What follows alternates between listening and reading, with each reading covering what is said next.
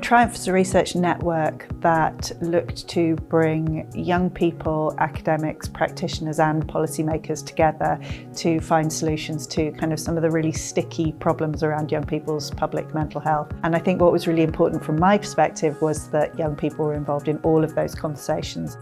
Right at the beginning of the project, we set up a youth advisory group. So we had 4 young people from each of the 4 nations of the UK, and we worked with partner organisations to help us recruit and support young people to be involved.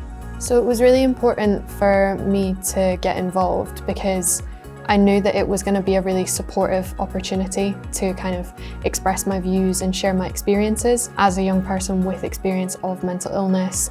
I felt like my ethnic background was something that was significant and brought a unique perspective to the group. It was a privilege to be able to kind of share my views, but also pass them on to my own community too.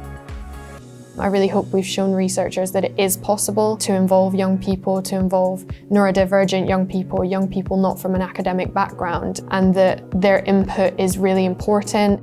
I think the best thing that Triumph researchers put in place for the young people was partly creating a really low pressure environment. There was no pressure to speak in a group if you didn't feel that you were able to. You were offered alternative ways of kind of expressing yourself if that was something that you struggled with. Whenever a question was asked to the group and a young person would answer, you could see all the adults furiously scribbling in the corner. And that was sort of the first indication of really being valued.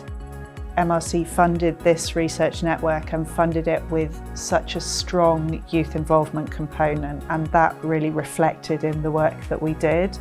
We had an event which was called Triumph Fest, which was a national event organised by the Youth Advisory Group for young people across the UK who are involved in either mental health research or mental health activism.